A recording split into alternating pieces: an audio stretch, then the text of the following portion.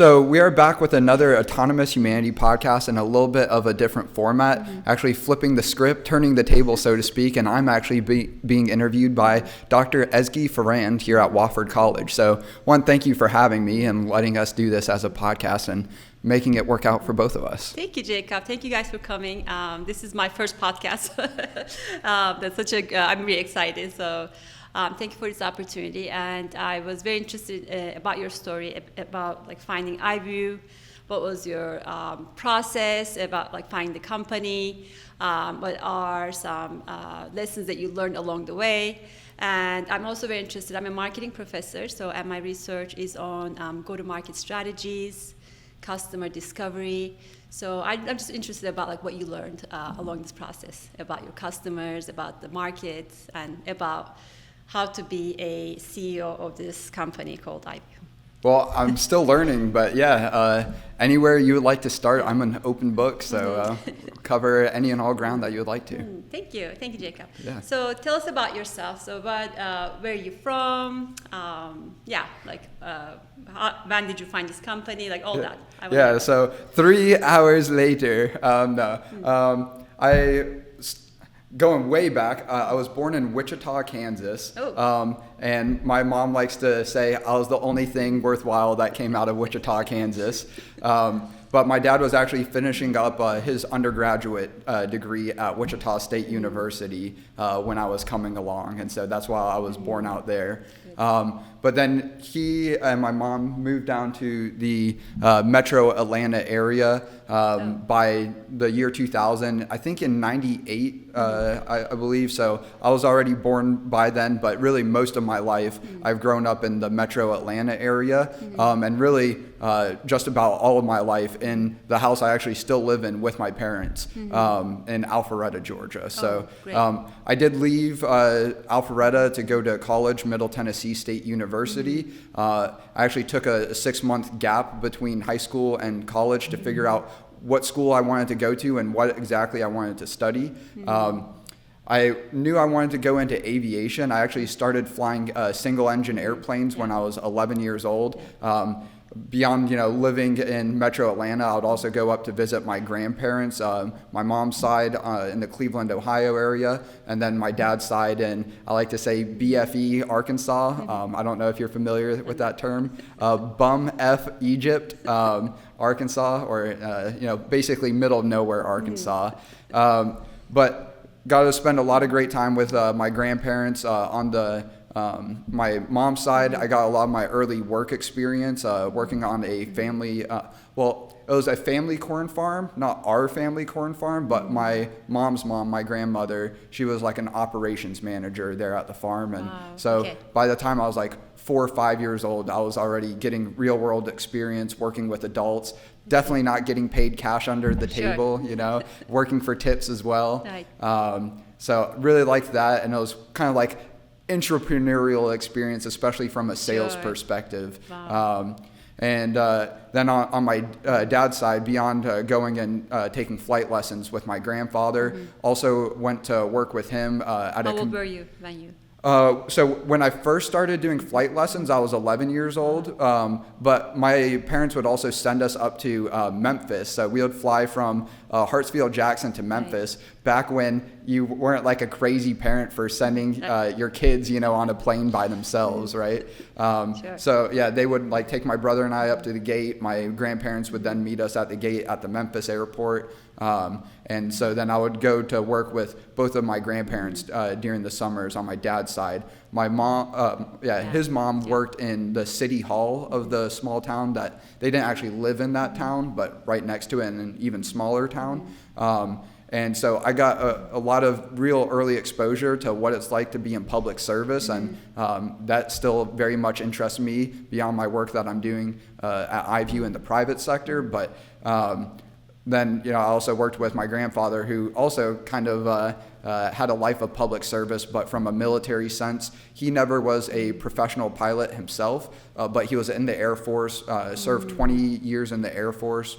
And then he retired, got into RC airplanes, and he was flying like big 6-foot wingspan RC airplanes, back in the time, I mean, those are still kind of rare today, but I mean, very early on, before I was born. Wow. And my grandmother told him, I guess, you need to either stop spending so much money on these RC planes or get into the real thing, And so he ended up purchasing like a 1966, I think, Cessna 172 Skyhawk, like a 4-seater airplane. Fairly rudimentary, but I was always hesitant, growing up, talking about, oh yeah, my grandfather has an airplane, because they automatically assume, oh, some rich kid, But it's like, no, he makes more money in his retirement now than he ever did, in his career, working, in the Air Force as an enlisted. So it was just his passion. Right. And, he was never great at investing money, still not great at investing money, but great at saving money, and I got a lot of that from him as well, where I like to think I'm better at investing, but not in like the stock market or the traditional sense, just investing in myself, right? And my company. So you invest in yourself, like you learn things, right? And I think that has like the biggest ROI, return on investment. Yeah, I think Warren Buffett is a big believer of that statement. The best investment you can make is the one in yourself, and That's right. And there's even the song I really like. I don't know if you ever heard of the old like PBS TV show called Arthur. There is the theme song "Wonderful Every Day," and believe in yourself, for that's the place to start. And I might be butchering that a little bit, but I think that's a very important message that people don't. I think you're right. Like I think if you even have $100 to spend, you could just spend it outside, like eat a meal with some friends, right? Or you could just invest in yourself and learn a new skill. Absolutely. And when those skills stack up, then you're a whole new Jacob, right? Like you have a whole different outlook and a different view and different input into your business. And it's not necessarily one or the other. Now, again, it's not like, every night or every week or even every month, going out and having like a dinner, with like friends or whatever. Not that I have any of those, but I'm sure you do. But you're a busy business person. And it's like, that's just what I like doing, right? I like, getting towards our longer term. The reason why I started iVue is to make the world more accessible. And that's not like when I started it exactly what I had in my head as the reason, but thinking back to why I did want to start iVue, people say start a business to solve a problem, right? And even more ideally, create a business that solves your problem, because that's what you're going to be the most passionate about, all day, every day, want to work on. And to me, I didn't have any real problems growing up in the North Metro area of Atlanta, right? Never have to worry about clean drinking water, food on the table, shelter, roof over my head. You met your basic needs. Right. Yeah. And it's like, so everyone else likes to make problems out of non-problems, right? And so I guess, that's what I ended up doing in starting iVue, and, making the world more accessible. To me, I always thought aviation was the best way to like kind of remove geographical limits or boundaries, right? Sure. And still a great way, right? But it just became more and more clear to me that manned aviation, especially once I got into MTSU, was kind of obviously still here, but a thing of the past, right? And so I saw drones, really taking off, pardon the pun. But I was like, this is not just the future of aviation. This is really the future of the world. Right now, drones are really just good for going out and capturing information remotely.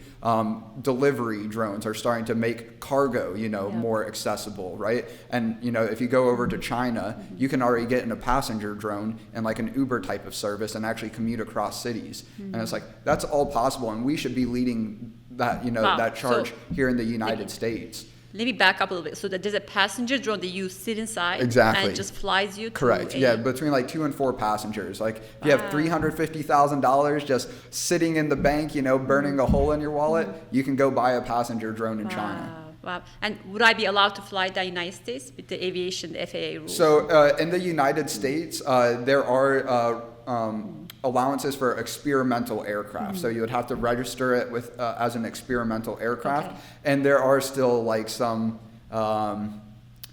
exceptions or waivers that you have to get. So that's where, again, from a public service perspective, as much as I'm building iVue to technologically solve the problem of making the world more accessible, really centered around drones and then our software platform to control our drones. But then also thinking about it from a political perspective, right? Like cars wouldn't have been adopted in the way that they're used today if we never had Dwight Eisenhower create the interstate system here in the United States, right? Yeah. Exactly. And so I think we need, technically minded, forward-thinking individuals in the federal government thinking about how we can not just follow China, a decade behind in developing the drone industry, but really not just lead the charge in making the technology, but actually leading the charge for how it can and should be used as well. That's true. So do you do any advocacy work in the government? Do you go talk to lawmakers? So I've started out at least locally in Forsyth County in the earlier days of iVue, going to all of our local Board of Commissioners meetings. But there's really nothing that they can do as far as drone regulation. So, right, it's a federal thing. Right, and so I've started reaching out to local Congress men and women, actually. One being here in South Carolina, Nancy Mace. I've talked to her briefly, actually trying to get her to talk on our podcast in a longer form conversation. Congressman Rich McCormick, who is our congressman down in the District 7 of Georgia. And then there's been a few others. Andrew Clyde is another one that's local to us. He's very big, almost like a one-issue sort of voter and representative for the Second Amendment. And I even look at, drones, even though we're working to make drones part of the everyday household and business from like a consumer and commercial perspective. Clearly, drones have a lot of application and potential within the military as well. And so, so where do you see the iVue's application? Because there's multiple applications. It could be even like for hospitals, carrying organs from A to B, right? Or making deliveries of some sort, carrying passengers, or taking imagery of the world, right? Or creating content. Where do you see the iVue's direction? Yeah, so instead of trying to build like the best flying camera drone, which we're never going to beat DJI, right. It's already a competitor, right? And we're not going to build the best like crop spraying drone for agriculture, the best like drone that is like specifically made for roofing. But what we're doing is taking the approach, we can build a base drone platform, the hardware and the software that can be customized as each mission requires. So having almost like a personal computer or a car that can be used across many different facets, both commercially and from like a recreational or consumer perspective. I guess more tangibly, think about having one drone like at your own household, right, that you could send out to the local Amazon locker, fast food restaurant, retail store. So that one drone basically becomes a personal delivery or courier assistant, right? And so it does the equivalent of curbside pickup. Right. Instead of you spending $5 or $3 or whatever to have Amazon or Walmart use one of their delivery drones, which I still think will be a possibility as it already is. I think it'll make more sense for most people in the way that you buy and own your own car and your own computer, that each household, each business has their own drone or drones that they use, not just for deliveries, but when they're not using it for deliveries, it could water your garden, fertilize your yard, send your kids out to go play laser tag with it because you're tired of them playing, video games inside all day. So you send them outside. Or actually, we just recently had my dog run out of our, fenced-in yard, and he comes back. But it would also be great to just set up a drone on an automated mission. Hey, go map out this neighborhood and drop a pin on the map anytime you detect my dog, right? Either entering in the search bar, dog, or even better yet, if you want a more granular, detailed search, do like a reverse image search. So you upload a photo of your dog in particular, right? So this is really cool because it's a very versatile technology, and it's almost like an aid to have in our in our personal use. And do you think this is gonna be more B2C or B2B? Yes, it's both. And both? Okay. And in the same way, like Microsoft Word, right? People use that personally for business, and it's also the biggest product that's bought in the government as well. And computers, cars, I think if you can build something for the everyday consumer, chances are it's going to work for that everyday consumer that's just also now in a suit in their business, role, or, within uniform, within the military. So it's got a wide use. It's a disruptive technology. And people are still learning what drones are, how can they be used, right? So new market, new product. Right. So it's very exciting times, right? So I would think that you have to find a few segments that work for you first and foremost, so explore those segments and then go into other segments that work. So which segment do you think is the first segment you're going to target? Yeah, so we're already, we've sold 37 of our drones so far, and those have almost all been to high schools and colleges. We've had a couple businesses and nonprofits, like small businesses and nonprofits that are willing to climb the technical learning curve that's required for the state of our drones and really our drone software, or the open source drone software that you can use to operate our drones. We do have our own software that's made it easier to operate our drones, but that's still being updated. And our drones, they're called Develop Air. We have 4 in the Develop Air line, ranging from a 1.5 pound payload capacity to a 7 pound payload capacity. And they're really kind of like the early days of computers, is where the Apple I, for instance, that wasn't a computer for anybody and everybody, right? It was for the enthusiasts, the developers, the engineers.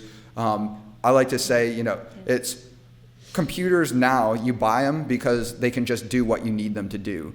In the early days, it was you needed to get the computer to do what you wanted it to do. Right, you needed to develop it. You needed to create the application or create the device, like the printer or the keyboard or the mouse. Like those weren't all available, in the earliest days of the personal computers. And that's where we're at in the drone space right now. It's like we have a base drone platform that we've proven out to attaching flamethrowers, dispenser mechanisms to do seed deployments, claw machines that you can lower down and pick up objects from the ground. Of course, gimbaled cameras and spotlights. And so really just showing the versatility of one drone platform, that you don't need a drone for each type of mission, given this one is just, again, fairly rudimentary, that you have to be more technically adept to be able to really take advantage of it. And you can even look at it in the same way of I like to say we're in the drone industry, the equivalent of pre-Model T in the automotive industry. And if you had a car pre-Model T, you had to be a rich person that could afford to have a mechanic full time, or you had to be technically savvy enough to work on your own car.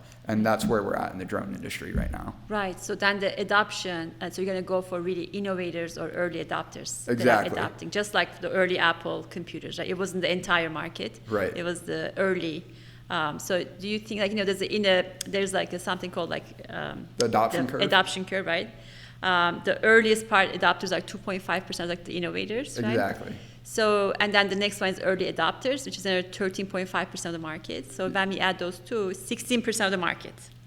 They'll only adopt your new technology today, right? Right. So are we at that 2.5% really early, innovators? Yeah, I think we're in maybe the Yeah. 1.25%. Okay. So we are working on our product to address the mass market. Kind of be like the Apple II or the Model T equivalent of the drone industry.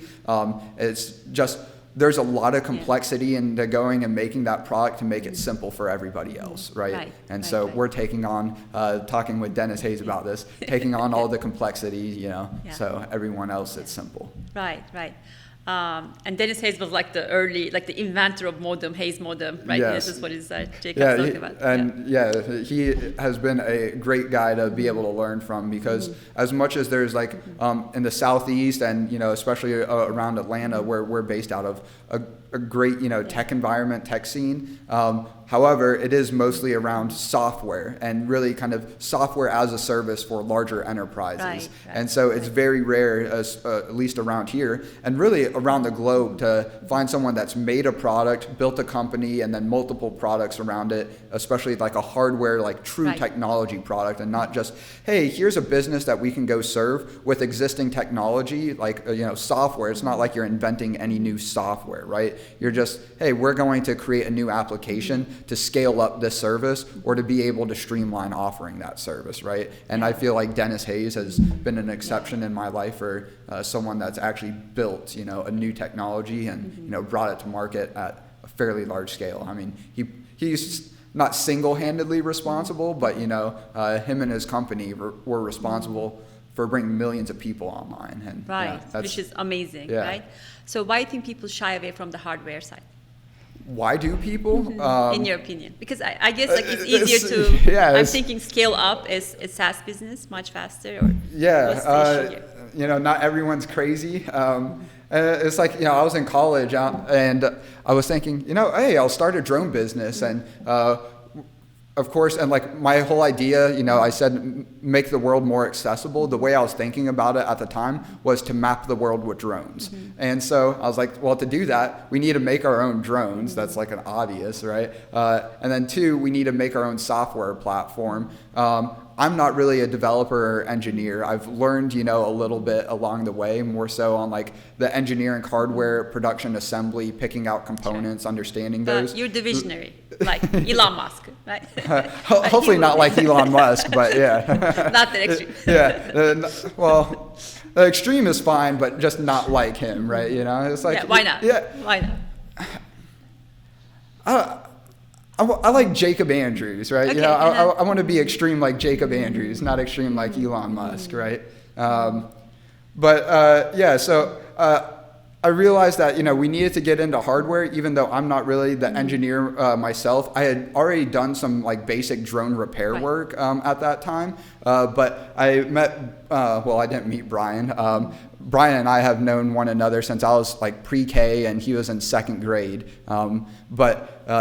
He was just finishing up school at the Art Institute of Atlanta, and he had a background in digital video, like media production. And I was like, hey, well, I have a drone that I got off the shelf. It's essentially a flying camera. So we can basically go start our business as a media business and then use that to bootstrap and eventually, get to making our own hardware and software. And so I don't know if I would even recommend anyone to start with hardware as their first business. Now, again, absolutely, if you have a calling to it, go do it. But I would even how can you figure out how you can start making money at your business before you do any technology development? I really like the idea of go provide value to someone and then build technology around it. Yeah, why is that? To get cash?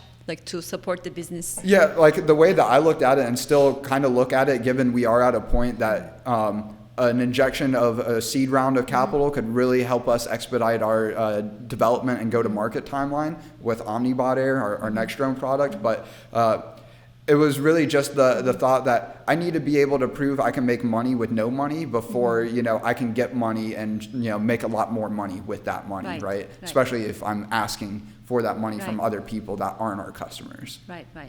I think sometimes entrepreneurs have to find, they have to be versatile, as they're first starting, and they have to okay, I have $10,000. How can I flip that, make it into $20,000, and just think quick on your feet because you're gonna need that cash. Yep. So this. I think I learned this I heard this from him after the fact, but a guy I really respect that I've never met, I would love to meet. He's getting up there in age. Nolan Bushnell. He was the founder of Atari and also the founder of Chuck E. Cheese. Never would have thought, the same guy founded both companies, but he also echoes that same. I guess. Both. I mean, Atari started out making games for arcades, and then hey, let's go start an arcade business, right? But he echoed the same advice: is don't start a business that you can't start with the money that you have now. And so we started iVue with $1,000 and some equipment that all in we probably had $5,000 between assets and cash to start. You're not an asset heavy business at this point. No, I mean even at this point, I mean we're we have 3D printers and some production equipment, media production equipment, but we run a very lean operation still. Smart. So where do you see your company going now? What's the next step for you guys? Yeah, so really bringing OmniBot Air to market. So we've been working on our Develop Air product line for the better part of 5 years now. So we brought our first one to market in August of 2021 after never really intending Develop Air to be a product. And I still like don't really sometimes consider a product because it's a development platform first and foremost. And so yes, we have built and sold them to customers. We've also made it open source to encourage drone development. So anyone that can just go onto our website, download all the 3D print files, view all the components that go into the developers, and then build it themselves, right? Okay. And what's the product, to be specific? Yeah, I should have brought them in because we have them out in the truck, but actually, I have a video I can show here. So yeah, Develop Air, Develop Air, for anyone that is watching and is familiar with the drone space, the DJI Phantom was the drones that really kind of put DJI on the map. Yeah. And we're not going to get music from this, but this is actually like the shell or the fuselage of our Develop Air Mini. And then this is our Develop Air XE. That's our mid-tier model that can carry up to a 5-pound payload. I think that's also that same Develop Air XE. This is our base model Develop Air that can carry a 3-pound payload. But yeah, again, it's really just kind of a simple quadcopter that's a ready to fly, stable platform that you can modify with your own hardware and or software. And so again, we have 4 different models currently, starting with, our first one was just the base Develop Air that can carry a 3-pound payload. And then we needed to create a heavier lift version of it. We had a customer with that was interested, actually our first customer, interested in operating a drone on a tether system. I don't know if you've ever heard of a tether system for a drone. So instead of having a battery plugged into the drone and attached to the drone, you may get like half an hour of flight time with like Develop Air, for instance. They want to be able to continuously operate a drone for hours on end or even potentially days on end. Wow. In the sense like it's almost a mobile tower. So there's a big like Pelican style case on the ground that has a spool system. And so that wire is connected to a power module that you attach to our drone. And then you could take off to like 200, 250 feet as the max altitude. And as long as that like ground-based spool system is plugged into a generator or an outlet, some sort of 120 volt power, then you can continuously operate Develop Air. So we sold a couple of our Develop Air HPs, our high performance models, with those tether systems to the city of Chicago, so they could use them with gimbaled cameras attached to them for event security. So if they have like a large music festival, they don't want to have to like take down a drone, risk missing something, like an event that happens. That's a security concern, right? So they want a constant eye in the sky. But our first customer, he is a professor at Kennesaw State University in the computer engineering department.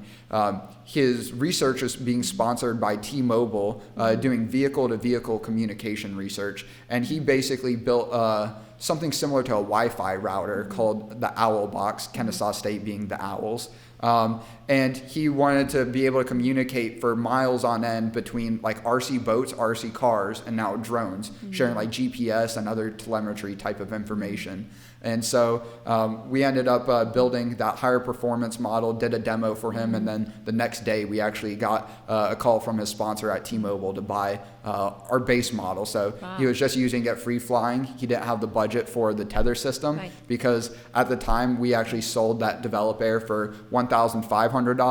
We actually now have the Develop Air price back down to $1,500, but for a while, for the better part of 4 years, we actually increased the price to $2,500 after we pretty much broke even on that first sale because instead of 3D printing all of the parts ourselves, we didn't have a great 3D printer at the time. We bought all of the 3D printed parts commercially, and just for the plastic on that drone, we spent like $800, which that's a lot for plastic. And now we have that cost down to like $2-3 per unit, producing our own plastics. You are? Well, so we're not actually producing the plastic itself, but we're buying the filament and then printing out the parts ourselves. So you found a cheaper way to bring the cogs, right? Like your operation cost.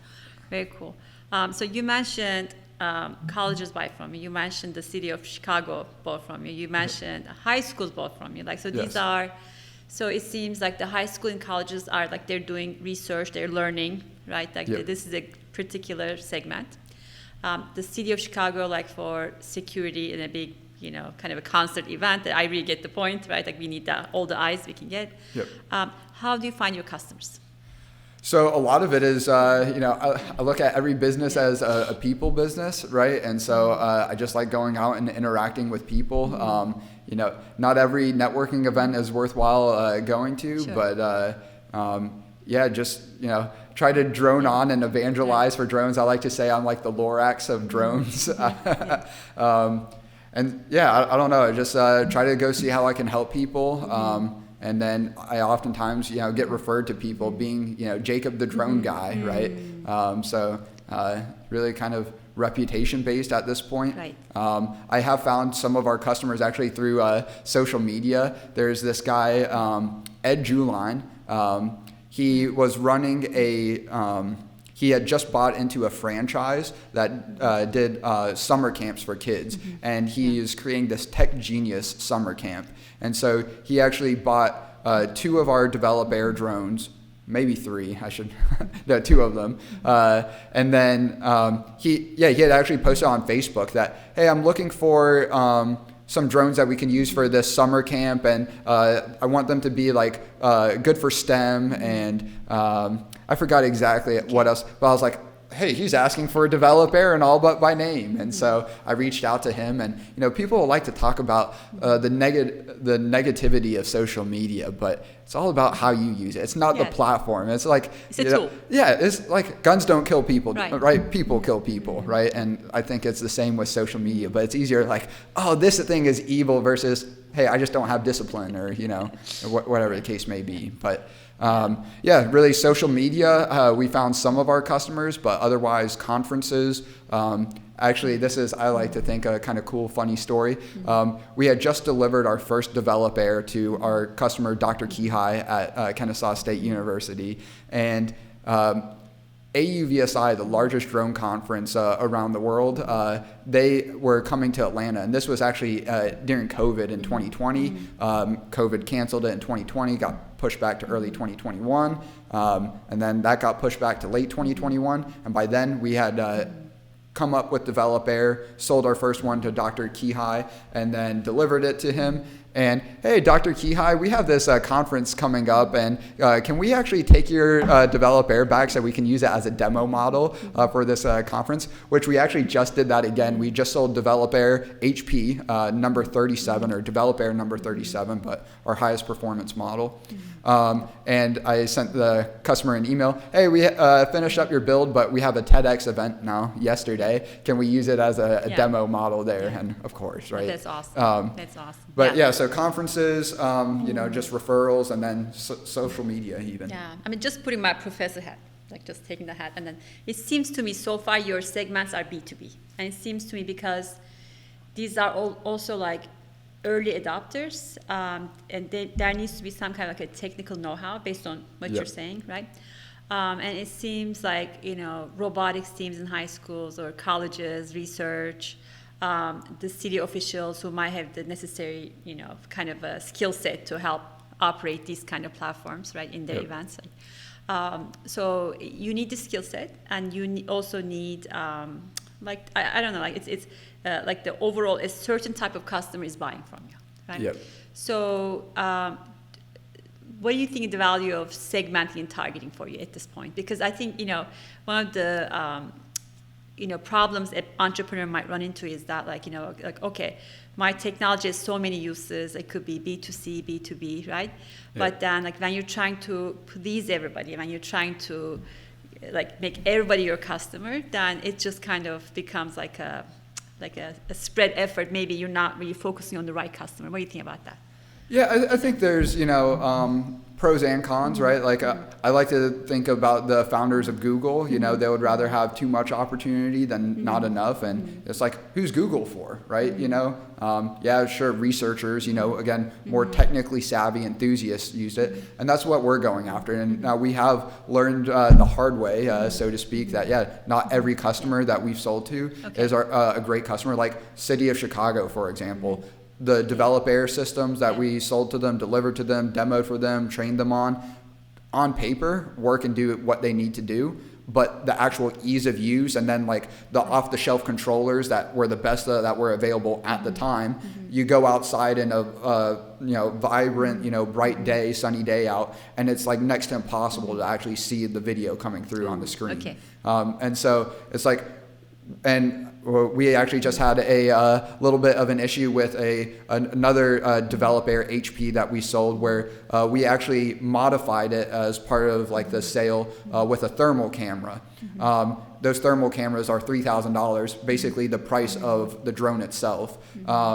And we delivered it to the customer, but with some old components that we're phasing out. And then we brought it back with us to then upgrade those components. Had a little bit of an issue with the soldering on some of those components when we were doing the test flight. The system shorted, and the developer with the thermal camera came crashing down from about 80 feet up. And so we went from we're going to make a few $1,000s on that order to now losing about $1,000 on that order. And so we've really come up with Developer being a development platform. We really need to only sell it to people that are going to be comfortable doing their own development, right? So City of Chicago was not it, right? We had even like universities, right, where they're going to supposedly doing research and development. A lot of them, will just like buy the platform and then like, hey, use this as like a show and tell type of piece. Or like one of our customers, the one that we actually purchased 3 of our developer from us at that AUVSI conference. They have a $500,000 drone that they've never gone out to fly because it used the same open source software to fly our drones. And it's like, they're too afraid to like learn how to use the software to fly, a $1,000 drone, let alone like a $500,000 drone, right? So there's a big friction in this market, like learning how to operate these systems. Right, and that's going back to your question about the hardware. It's just like, especially when it's like a vehicle, like a drone, right? It's like motorcycles. It's not if, it's when you're going to crash it. And if you're not interested in learning how to do the repair work, or you don't have the budget to send it back or whatever, then it's just an expensive slow process, right? And so we really kind of refine more and more who are the innovators, and most of those are in the education space. And and even beyond selling developer is never going to be the drone for anybody and everybody in the way that I think drones will be, right? And again, we're making OmniBot Air to be more of that mass market drone for anybody and everybody. But I would much rather get 10,000, 100,000, a million developer out there, totally from an open source perspective, where they're not even being purchased from us. Of course, I would still love as many as possible to be purchased from us, but I think it's a lot more indicative of our success as a company and developer success as a product, getting more people into development and engineering and even like the technician sort of repair work for drones. If people are willing to go through the learning curve of building it themselves to begin with, right? And so, if we were to sell, 1,000 of them, but that's as many as we get out there versus, we get 100,000 out there, but we only sell 500, I would rather, get the 100,000 out there because that developer really serves as a foundation. Beyond, like, great that it can provide value to some people now outside of us internally using it as a development platform. But again, it was really never intended to be as a product. It was like, hey, either we can start selling our development platform that we have now, or we're never going to get a drone product out to market. Right, exactly. So it's important to figure out like the earliest segment they will buy from you. So out of all the segments that you bought, would you say high schools, colleges, which one is the easier to work with and better market, you think? Yeah, colleges, I think, is kind of easier to get into. High schools, I think, if well done, is the better market to get into because why is that? Just earlier adoption, right? I mean, a lot of the students that work with us, we've gone and done like plenty of outreach events, demos, presentations with high schools, colleges, and almost always the ones that stand out are high school students. And they're the ones like developing a lot of the different market, the different payloads, you know, for our drones. And so and their interest is part of the curriculum. Right. Like, and it's kind of like just putting proof in the pudding. It's like if high school students that had no exposure to this before coming to work with us can do all this development, you know, it just goes to show that it's going to become even easier and more accessible to, you know, everyone. Right? Later on. So you want to catch them early. Exactly. And it starts at high school. How about middle school? Yeah, we like the summer camps that we did with our customer, and we've done summer camps through like University of Texas, Dallas, Oklahoma City Community College. But this, and I think actually, both of those had some middle school students in them as well. Clubside kids, there's one kid that really stood out. His name is Owen. And at the time, we didn't even have our own drone control software. So we were using like this open source. You've heard of Linux, I would presume. Sure. So the Linux Foundation actually makes drone control software. And it's like quite literally the Linux for drones. And our customer that has the $500,000 drone, one of their like more advanced students at the time, he put it best. Q Ground Control, the name of the software, is software made by developers for developers. Where I'm working with our development team, but first and foremost is like, how can we make this software as easy as possible, specifically to fly our drones and not just any and every drone out there in the market, right? Easy to adopt. Right. Kind of, But what I was surprised about with this kid, Owen, he went on his own computer, downloaded this Q Ground Control program, after the camp one day, came back the next day, already had like a mission created to then be able to upload to our drone. And so I think middle school is great, but unfortunately there's just not a lot of great environments that we found where not very many STEM schools incorporate. And even like these programs, if we could find more of these summer camp programs to, you know, work with them, that would be great. One of our customers has bought 10 of our Develop Air mini drones. They're a nonprofit that hosts high school and middle school robotics and drone competitions all indoors. And even our Develop Air mini is really too large for their indoor competition. So we are making a 5th Develop Air model. Should be, knock on wood, the last one. Develop Air Micro, more geared for smaller students, smaller indoor classroom type environments. So do you think, like, I have an 11-year-old son. Do you think I could buy one online? Like, you know, once you guys go to market, like the Develop Air Mini, $999 right now. No, I'm kidding. But Develop Air Micro would be a great starting point. And even the Develop Air Mini, again, we have flown that indoors many of times. But if it's like a 10 by 10 foot, you know, playing field, it's just going to be fairly limited, you know, or too cumbersome, you know, for a small sort of environment where you're having to do like very, I don't want to say very advanced, but, you know, granular sort of movements, right? Versus like outdoors, you have like the GPS that if you let go of the controller, Develop Air Mini is just going to hover there in place. And we're working on a system to replicate that indoors as well. And we're actually prototyping that on the Develop Air Mini to then bring it down to the Develop Air Micro. But so you could make it, like adapt it to younger kids who could just buy and figure out how to run it themselves. Yeah, and even like the older students, you know, there's a huge demand for these sort of like smaller development micro drones. DJI used to have a very popular one called the DJI Tello, range from like $100 to $200, you know, depending on when it was sold. And schools that we've talked with, like University of North Dakota, they would go buy literally thousands of those drones, and then as a form of outreach, donate them to the local high schools around their university as a form of getting their students prepared to do development or even just operating drones, given those are fairly rudimentary, and it was all like the Python sort of programming or like not drone blocks, Scratch. I don't know if you've heard of that, like the little block-based programming. But so how is that different from yours? Like, what's your differentiating factor? What's your... So like those DJI Tellos, they were really only made for basic sort of like software control to like operate how like the drone moves and how it takes photos and videos. So you just operate it, take images and...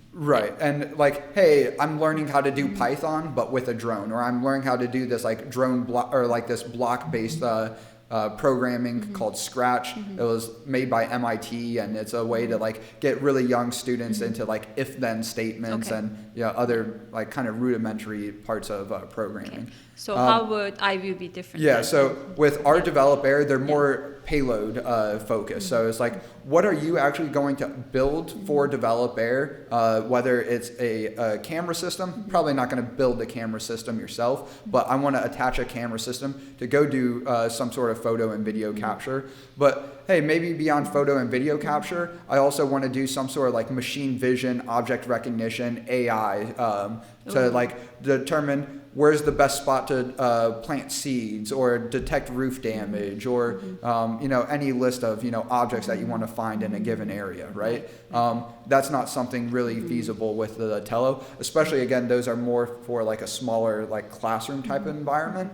And I guess more specifically for that drone versus like the developer micro that we're making, one of the issues that Tello had is it would operate off of Bluetooth or Wi-Fi, and it would work great for the students in practices when they're at their own school and it's just their own team operating in their own space. But once you get to the competition environments, you have parents and siblings, everyone with their phones and devices that have Bluetooth and Wi-Fi running. The other teams have DJI Tellos as well. Those have Wi-Fi, and so there's just so much interference that we're using more of a traditional radio control system for our drones that don't operate on the Wi-Fi Bluetooth frequencies that not only those other drones operate on, but everyone else's phones, tablets, laptops operate on. And then of course beyond just making them more reliable, also giving the students the ability to attach a payload to it, where like in this competition they might need to pick up like a small little like ping pong ball or whatever,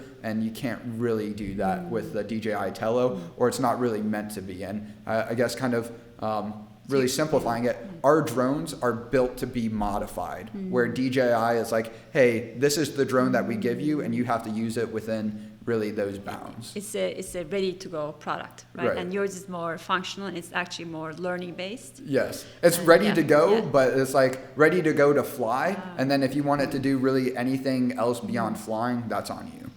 Okay. And it seems to me then like a main target market for you is then the learning segment, right? Like between the middle school, high school, or even like B2C parents who want to buy something for their kids who are interested in STEM fields, right? Yep. So I see both B2B and B2C fields, like target or market. Or B2E. B2E. Yeah, right. Education. Yeah. B2E, that's pretty good. Yeah, B2E. So that's wonderful. And and you have like this main competitor, right? That's been in the market, and you're gonna disrupt that. Yeah. Right. They don't even know that we exist, probably, but that's a good thing. Yeah.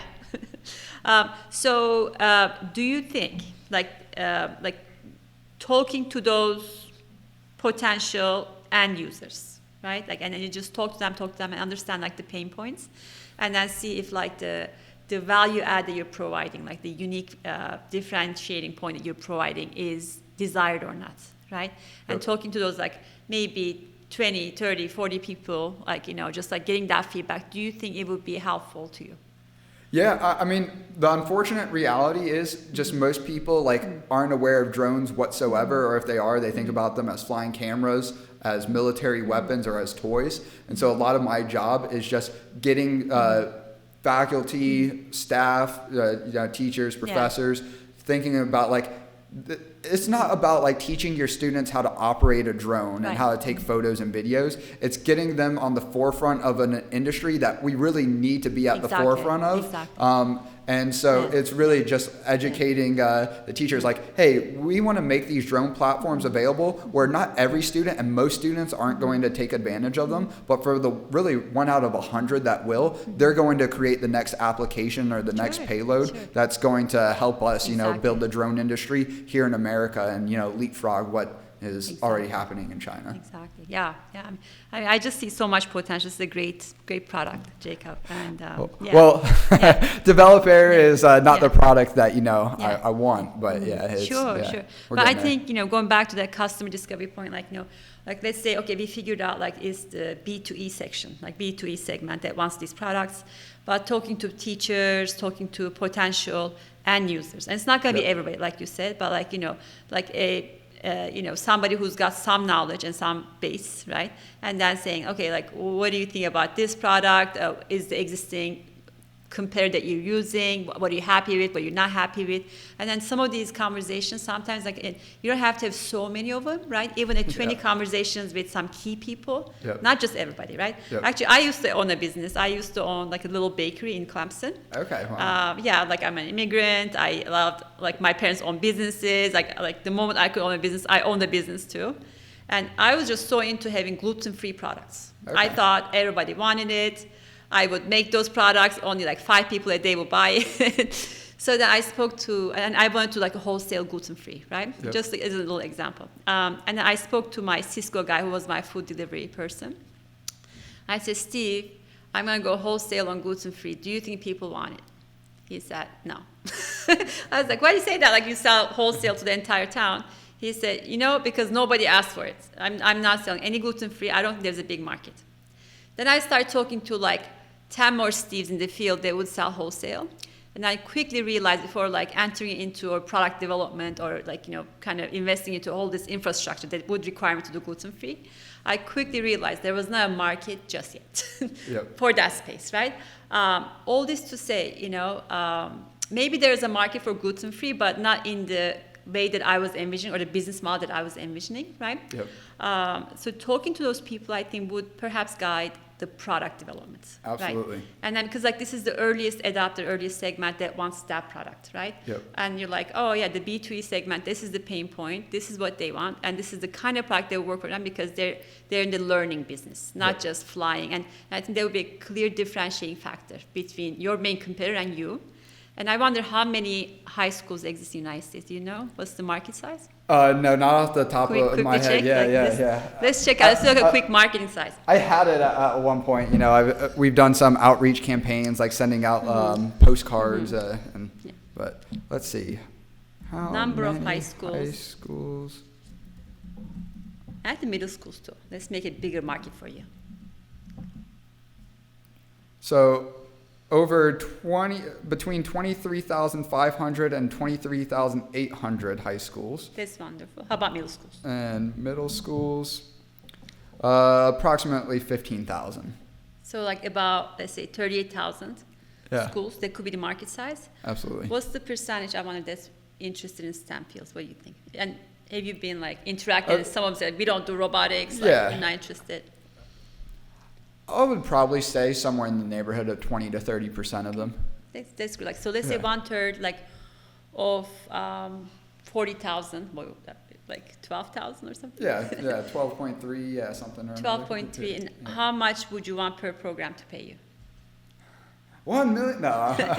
No. I typically recommend one developer for every 4 to 6 students in a program or class. So, somewhere between like 2 at like the smallest schools where there's a school back by us that has a drone specific pathway, which in theory sounds great, but again, it's more like someone got thrusted into the drone program, right? And it's like, hey, I need drones, but they don't really know like what they need out of drones, what the market opportunities are for drones, how to even operate them, let alone build them, repair them. It's just not a skill set, in whole lot of supply around here, right? I like to say there's a lot of drone operators in the United States and maybe less so, but still a lot of engineers in the United States. The overlap between the two is like next to none, unfortunately, right now. And I think the price point, like price point. So like 5,000 a year. About somewhere in the neighborhood of like $10,000 to $50,000 for like a small to medium sized school. But like we put together a proposal, didn't get it, but $100,000 for 12 developer, I think it was, for Oklahoma City Community College after they've already purchased 3 from us. Okay, right.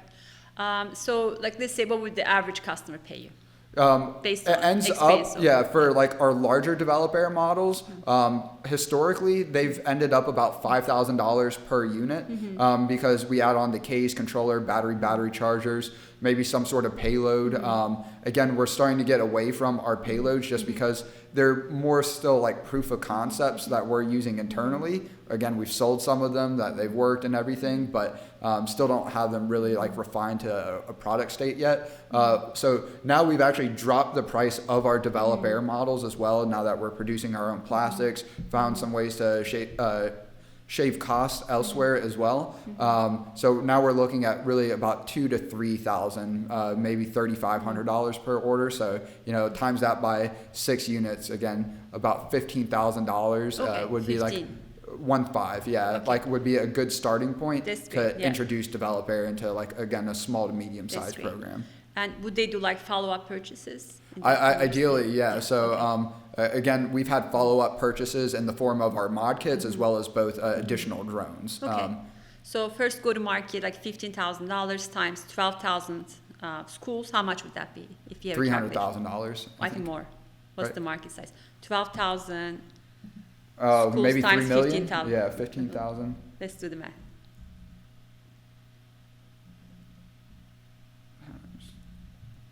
180 million. Yay! Right, that's Yeah, like your a little total. off. That's your total. Well, I know math, people. But I can think. Yeah, I love calculators because it gives you the Yeah. real, Yeah. like the older zeros.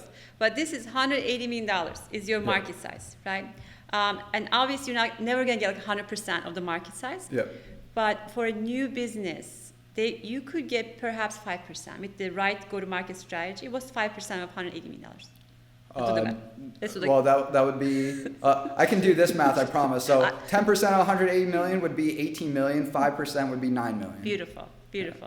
So like 5% in the next, 3 to 5 years. Yeah, very is doable. Doable. Absolutely. Right? With the right strategy, and then Yep. they would, then you can just go around the market and trying to get more of your total addressable market as much as you can.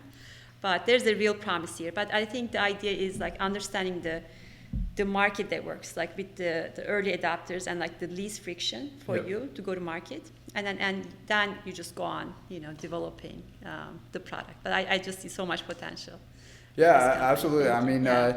there's even a lot of overlap between what we were talking about a little briefly earlier with the military and the education market. So, of course, the military is, well, maybe not of course to me, being entrenched in this all day, every day, but the military, now the Department of War, Sure. has stated they're looking to field as many low-cost, repairable, modifiable drones, basically as soon as they can get their hands on them. That's another Right. segment. Like your first segment is B2E, second segment is the U.S. government, which is like one of the biggest B2B. Uncle Sam has supply. unlimited pockets, it They seems really like. do. Yeah. They really like. I think they spend upwards of $500 billion a year or something. It's crazy. How much. Well, yeah, I think this last year it was close to 6 trillion. 6 trillion just Yeah. from Well, those because B2B.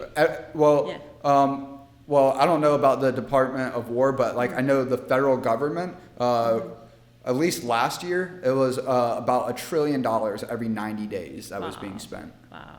Okay. I mean, that's huge. That's huge, right? Like, okay, what's the percentage of that I can get with like, Right. the kind of drones that I'm selling? I mean, it's just unlimited.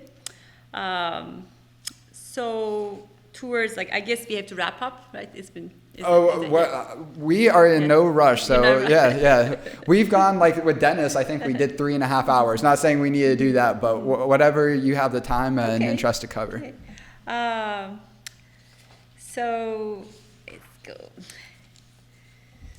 So talk about like entrepreneurship. Like, what is it like? Like, what do you? How does your everyday as an entrepreneur go? What have you learned during this journey as an entrepreneur? Did any lessons for the? Yeah, I cry myself to sleep every night. No, every other night. No, once a week. No. It's not easy. Yeah, no. I mean, it is like it's the cliche. Like I work every day, but I work no day. Like I would say one of the bigger like traditional sacrifices that I made that like people like, what, dude, go go have a vacation with your family or whatever. Like I really made my parents mad, my brother mad and everything, but we had just gotten our order for 10 Develop Air Mini that like, I like to say drones don't build themselves yet. And so they had like pre-planned this vacation to Alaska, you know, to go on like a family trip. And it's like, guys, like I can't, like, sorry, go have fun, you know, whatever. But to me, unless I really have a business reason to go somewhere, I'm not interested really, you know, like, hey, if there's going to be a University of Fairbanks or, you know, whatever, you know, institution up there gives me a reason to go up there, you know, I'll make, you know, time of it. But I guess I did make a somewhat of an exception a couple weeks ago. Went up to Washington, D.C. and didn't make that really as much of a business trip as I was hoping to, like doing some podcast with a congressperson up there, or most ideally Robert Kennedy Jr. Sure. But in any case, I was like, I need to take you know, a day or whatever, and I still did work, you know, in the sense of work-life balance. There have been days that like I maybe only put in like a half hour to like a couple hours of work, but that's like maybe once every couple years for the last like 8 years. Otherwise, like I probably average, you know, literally every single day, probably 6, 7, maybe even 8 hours that I'm putting into building iVue. And, you know, I'm in the office, our workshop office, every day of the week, as long as I'm like not elsewhere, right? That business is calling me to be in. So, I would say like I never thought about being an entrepreneur, you know. I was always like into business, you know, as a kid, that like, and people, oh, Jacob's gonna be a businessman. Like I remember even in college, like, oh, like you can be a CEO or whatever. And like I was never like thinking about it that way. Just it's kind of evolved to where I just really maximize doing what I want to do as much as possible. And then of course there's like documentation and you know, accounting work and, you know, a lot of the not so glamorous parts of business that you have to do. But I mean, every day I get to go like work with people that are doing like cool work, you know, much more capable at doing said work than I am. And I get to go evangelize drones and, you know, build drones. And I mean, again, that's very specific to my world of entrepreneurship. Right. But I think most, like the true entrepreneurs in the true sense, I think are passionate. It's their passion that drives them more than like trying to make that dollar or like how much money do I. I like to say I'm a missionary and not a mercenary. Wow. Yeah, exactly. So you do meet a lot of entrepreneurs, I'm sure, in all these ecosystem, you know, entrepreneurship. Do you find like they're also passionate? Like, is it something like common characteristics that you see in some of the most driven ones? I'll give a shout out, not that he needs one, he's like further ahead than we are. Nishant Jain, he's a great guy down in Metro Atlanta. He has a company called Presso. Their actual official name is Laundry Sucks Incorporated, and they've built a robotic laundry machine that basically replaces the need for dry cleaning. And so you can like take an outfit or whatever, like, oh man, I need this like a couple hours from now or an hour from now. And it'll like wash it, dry clean it, everything. And it's very clear that they're doing something out of passion, right? Him and his co-founder, Thibaut. And then a lot of like the more enterprise software as a service is like, how can I do this to then go exit and, you know, not necessarily get rich quick, but, you know, get rich in 5 to 7 years or whatever, you know, exit time frame that they have in mind. And to me, that's just like not interesting whatsoever. The only way I ever see myself exiting from iVue is through a public market, and not even like fully exiting, just realizing the, you know, value of our shares, right? But so like, I like to say, I'm a missionary over mercenary, but I also didn't start iVue as a not-for-profit either. Right. Exactly. You're a businessman. Right. At the end of the day, right? Not a very good one, but no. So low intento. What'd you say? Low intento. I try. Okay. So, what were some of the best advice you got during this journey of entrepreneurship that you found the useful? Best advice. And it could be a few. Yeah, so I hate to be kind of that guy making a book recommendation because I don't think like books are going to give you any answers that you really need other than like if you use the book to reflect on what you actually want. There's one that I was given actually by my dad called No Man's Land, where like most growing businesses fail or something like that. And it's talking about like, hey, you can build a great business to millions, tens of millions, even in some industries. $100 million plus businesses are still considered small or medium-sized businesses, and they like reach a point to where they either need to get rolled up into a larger company or probably go bankrupt. Even though they've made it to that high level, right? And there is so many different stories from entrepreneurs in the book that were just like, wow, that guy's going and putting 250,000 miles on his car, maxing out every credit card, and like just doing whatever it takes to make it work. And that was a relatively like small business, right? It was like a music business of some kind in that case. Many other instances also described, but what was the most helpful was at the end of each like section or chapter of the book, there was like questions in bold. And it was the author stated like, actually reflect on these questions and not just like think about them, actually write down like long form, responses to them. And I think, I don't know if I heard it from anyone else, but really like my best piece of advice is think about what you really want out of life. And then once you like figure that out, just go do it, right? Just do it. And don't sue me, Nike. But that's the key that I think most people just even put off in the begin with. It's like never figuring out what they actually want. And it's like, one of the ways I think it is best to do so. And like I was working at Best Buy in high school.